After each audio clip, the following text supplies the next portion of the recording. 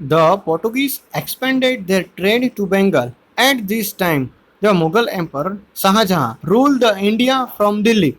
The Subedar of Bengal complained to Shah Jahan about the behavior of a Portuguese. Thus, the fort of Hooghly was demolished and the sheep were burnt as per the order of the emperor. In this way, the Portuguese rule came to end with the exception of the territory of Diu, Daman and Goa. तो क्या होता है कि जब 17वीं century की शुरुआत हुई तो पोर्टुगीज लोगों ने अपना ट्रेड है वो बंगाल तक बढ़ा दिया था। ठीक है, बंगाल तक वो अपना बिजनेस कर रहे थे। उस टाइम पे जो मुगल का बादशाह था, जो एम्परर था, वो उसका नाम था शाहजहां। ठीक है, जिसने ताजमहल बनवाया था। याद आ गया ना 7th स्टैंडर्ड में? वो कहाँ था? तो वो दिल्ली से अपना रूलिंग कर रहा था पूरे इंडिया में। तो जो बंगाल का सूबेदार होता है उसने कंप्लेन की शाहजहां से कि ये पोर्टुगीज लोग हैं, वो हमारे साथ अच्छा बिहेवियर नहीं कर रहे हैं। तो शाहजहां ने क्या किया, ऑर्डर दे दिया कि जाओ, जो भी बंगाल में पोर्टुगीज लोगों की कोठियाँ हैं, ठीक है, उसके फोर्ट्स है, वो तोड़ दो, उसकी सीपें उसको भी जला दो। तो ये ऑर्डर का फॉलो अप हुआ और क्या हुआ कि इस तरह से पोर्टुगीज है उन लोगों की सत्ता का एंडिंग हुआ। लेकिन पोर्टुगीज लोग अभी भी गए नहीं थे। पोर्टुगीज लोग, उन लोगों के पास 3 टेरिटरी थी जो आज भी हमारी टेरिटरी है ना, दीव है, दमन है और गोवा है। इन 3 टेरिटरी पर अभी भी पोर्टुगीज लोगों का रूलिंग था। अब बात करते हैं, ये तो पहले हमने देखा था पोर्टुगीज लोग आए थे। अब दूसरे लोग देखते हैं कि कौन हमारे इंडिया में दूसरे लोग आए थे। तो दूसरे लोग है Dutch. After 100 year of the arrival of the Portuguese at the end of the 16th century, the Dutch of Holland, now the Netherlands, came to the India for trading. Initially, they established fort at Pulicat and Madras, now Chennai. They also established a trading center at Agra in the year 1663. Meanwhile, the British also arrived in India. The Dutch could not withstand the competition against the British. क्या हुआ कि 100 साल बाद जब Portuguese लोग आए, उसके 100 साल बाद यानी कि 16th सेंचुरी में डच लोग हैं जो हॉलैंड से आते हैं। अब तो हॉलैंड को हम नेदरलैंड कहते हैं। ठीक है, यानी कि नेदरलैंड से आने वाले लोग, डच लोग, ठीक है, वो भी इंडिया में अपना बिजनेस करने के लिए आए हुए थे। उन लोगों ने भी अपना फोर्ट वो एस्टेब्लिश किया था। ठीक है, कहाँ पे एस्टेब्लिश किया था? तो पुलिकेट और मद्रास में। जब इन दोनों सिटी को आज हम चेन्नई के नाम से जानते हैं, वहाँ पर अपना जो फोर्ट है वो एस्टेब्लिश किया था। They also establish a trading centre. Agra है, वहाँ पे अपना ट्रेडिंग सेंटर बनाया हुआ था। ठीक है, मेन ऑफिस कहते हैं हम। कब बनाया था? तो 1663 में। आए कब थे? तो 16th सेंचुरी की शुरुआत में। और अपना ट्रेडिंग सेंटर कब बनाया आगरा में? 1663 में। और उसी टाइम में ब्रिटिश लोग भी इंडिया में आए हुए थे। तो ब्रिटिश लोगों के सामने इन लोगों का कंपटीशन बहुत रहता था और कंपटीशन में ये लोग टिक नहीं पाए, यानी कि जैसे ही वो नहीं टिके तो इन लोगों की जो सत्ता है वो एंडिंग हो गया। ठीक है, अब बात करते हैं British interest in India. British लोग हैं, उन लोगों का इंटरेस्ट क्यों जगा इंडिया में?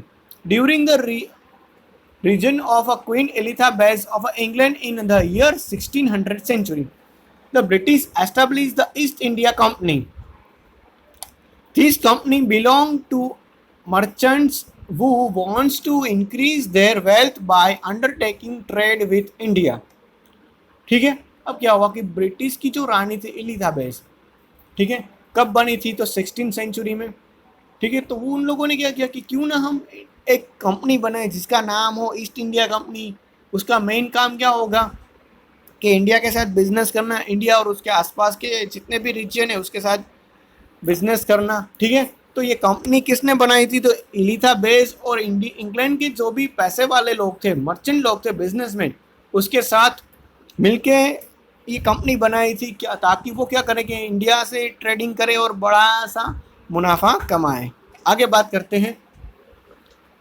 The first British ship arrived in India at the port of Surat in the year 1608 century। ठीक है, क्या हुआ कि फर्स्ट जो शिप इंडिया में आया था ब्रिटिश लोगों का, कहाँ पे आया था? तो हमारे गुजरात के सूरत में आया हुआ था। कब आया था? तो 1608 में।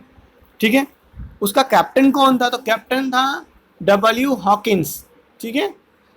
तो captain of the ship was the first British to set foot in India, ठीक है। तो डब्ल्यू हॉकिंस है, वो इस शिप का कैप्टन था और वही फर्स्ट ब्रिटिश भी था कि जिसने इंडिया पे अपने कदम रखे थे। He met Jahangir but did not get his permission to trade. वो जहांगीर है उस टाइम का मुगल बादशाह, वो उसे मिला तो सही, लेकिन जहांगीर ने उसको बिजनेस करने का परमिशन नहीं दिया, ठीक है। Thereafter Sir Thomas Roe arrived in India, who acquired the permission to establish a trading center in Surat.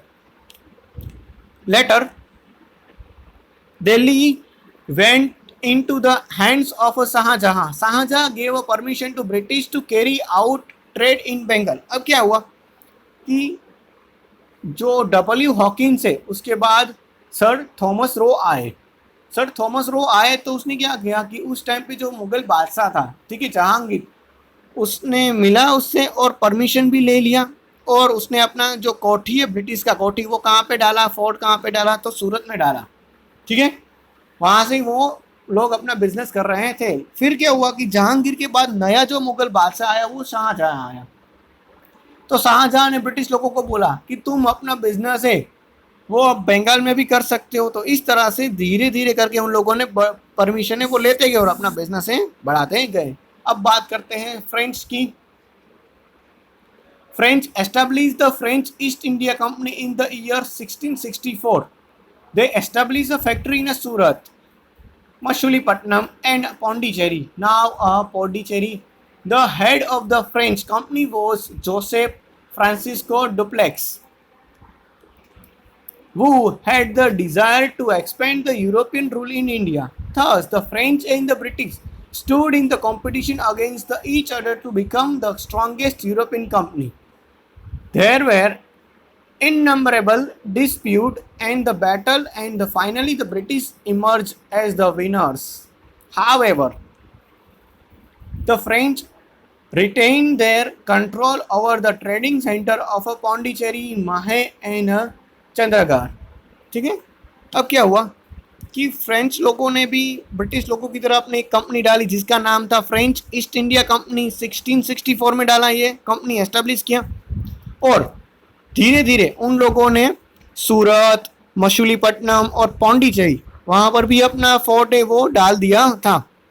फिर क्या हुआ कि पहले जैसे कि पोर्टुगीज लोगों ने अपना सेनापति रखा हुआ था ना, चीफ गार्ड, ठीक है, उसी तरह से फ्रेंच लोगों ने भी अपना एक चीफ गार्ड रखा जिसका नाम क्या था, तो जोसेफ फ्रांसिस्को डुप्लेक्स, ठीक है।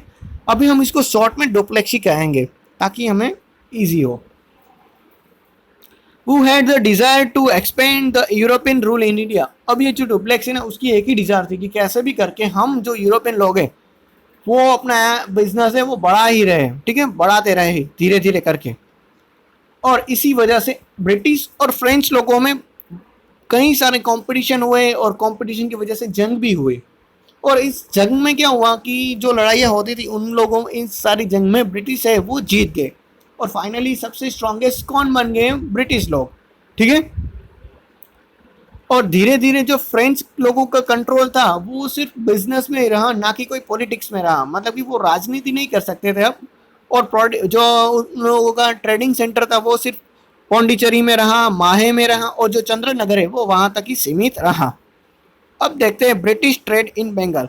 ब्रिटिश लोगों ने अपना ट्रेड है वो बंगाल में किस तरह से शुरू कर दिया। हमने पिछले लेसन में पढ़ा था कि शाहजहां है उसने परमिशन दिया था ब्रिटिश लोगों को कि तुम लोग हैं वो यहाँ पे अपना बिजनेस करो। अब आगे बात करते हैं, डिटेल में चेक करते हैं कि किस तरह से ये बिजनेस ट्रेडिंग शुरू हुआ।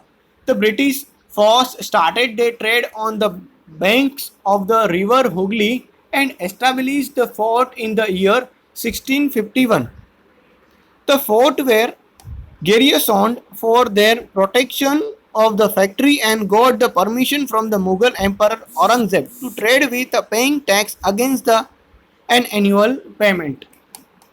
अब क्या हुआ कि 1651 में ब्रिटिश लोगों ने जो हुगली रिवर है उसके किनारे अपना एक फोर्ट डाला 1651 में। और वो फोर्ट क्यों डाला था, तो वो अपना बिजनेस के लिए भी डाला था, साथ साथ जो भी कॉम्पिटिटर थे जैसे कि फ्रेंच है, डचीज है, पोर्टुगीज है, उनके सामने कंपटीशन में टिकने के लिए और प्रोटेक्शन के लिए भी डाल रखा था। और इसकी परमिशन किसके पास से ली थी? तो इसकी परमिशन मुगल जो एम्परर थे औरंगजेब, ठीक है, उसके पास से ली थी।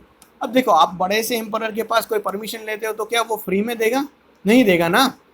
तो औरंगजेब ने क्या बोला कि तुम जितना भी अपना बिजनेस करते हो ना, ठीक है, उसका जो पेमेंट का है उसके सामने तुम्हें मुझे टैक्स देना पड़ेगा, ठीक है। जैसे कि हम हमारी जो गवर्नमेंट आज के टाइम में टैक्स लेती है, तो उस टाइम में भी मुगल एम्परर वो टैक्स लेते थे। यहाँ पे हमें मैप दिखाए गए हैं कि देखो, यहाँ पे ब्रिटिश रूरल लिखा है और जो येलो वाला है वो क्या है? Local rural. देखो, पहले ब्रिटिश लोगों का इतना ही रूलिंग था इंडिया में, ठीक है। कब की बात है? 1797। फिर क्या हुआ कि 1840 में क्या हुआ कि देखो ये रूल है धीरे धीरे बढ़ता गया, और जब 1857 आया तो 70% इंडिया में वो लोग रूलिंग कर रहे थे, ठीक है। अब बात करते हैं आगे, the expansion of the British rule between the 1757 and 1857। अब इन 100 सालों में, मतलब कि 1757 से लेके 1857, इन 100 सालों में ब्रिटिश लोगों ने अपना रूलिंग है वो किस तरह से बढ़ाया, अपना जो राजपाट है वो किस तरह से आगे बढ़ाया। By this time, the East India Company was in a race to earn more and more money. As per the order passed in Bengal, only the company availed the benefit of a tax-free trading. However, many officers who were engaged in the private trade did not pay the tax as well. अब क्या हुआ कि उस time पे British की जो company है वो ज़्यादा से ज़्यादा मुनाफा कमाने की दौड़ में शुरू हो चुकी थी, भागने लगी थी, ठीक है। और उस टाइम में बंगाल में भी एक जो ऑर्डर है वो पास हो चुका था कि कंपनी है उसको यहाँ पे टैक्स फ्री ट्रेडिंग करने की परमिशन है, मतलब कि कितना भी ट्रेडिंग करे उसको कोई भी टैक्स है वो पेमेंट करना नहीं पड़ेगा। तो ब्रिटिश लोगों का तो बहुत ही मज़ा हो गया कि नहीं नहीं चलो हमें कोई भी टैक्स भी नहीं देना है किसी को भी। लेकिन क्या हुआ कि उसके जो ऑफिसर है वो भी बिजनेस कर रहे थे, मतलब कि कोई ऑफिसर है वो प्राइवेट में अपना बिजनेस कमा के करके अपना मुनाफा बढ़ा रहा था। एक तो सैलरी भी लेता था और साइड में क्या कर रहा था, अपना मुनाफा भी कमा रहा था। इस वजह से क्या हुआ कि जो हमारे बंगाल है उसकी इनकम है वो कम होती गई। As a result, the income generated from the tax collection in Bengal reduced, with in the turn was opposite by the Nawab of Bengal, Murshid Quli Khan. This dispute kept on recurring even during the time of Ali Vardi Khan. After Ali Vardi Khan, his son Siraj ud Dowla took a charge. He got involved into a major battle with the British. अब क्या हुआ कि देखो वहाँ का कोई भी local rural होगा वो जो मुगल एम्परर होगा उसको कंप्लेन तो करेगा कि नहीं भाई हमारी जो इनकम है, ठीक है, रेवेन्यू इनकम वो कम हो गई है, तो हम आगे क्या करेंगे, ये रूलिंग का काम हम कैसे करेंगे। तो जो मुर्शिद कुली खान है उसने भी कंप्लेन कर दी कि हमारा जो रेवेन्यू इनकम है बंगाल का वो कम हो गया है और वो हमें रिकवरिंग करना है। तो मुर्शिद कुली खान है वो चला गया। अब उसके बाद अली वर्दी खान आ गया था, नया बंगाल का राजा, ठीक है, लोकल रूरल।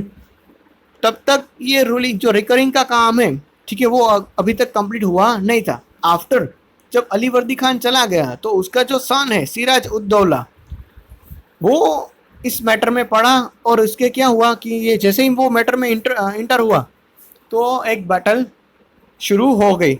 अब उसी बैटल के बारे में हम नेक्स्ट वीडियो में देखेंगे।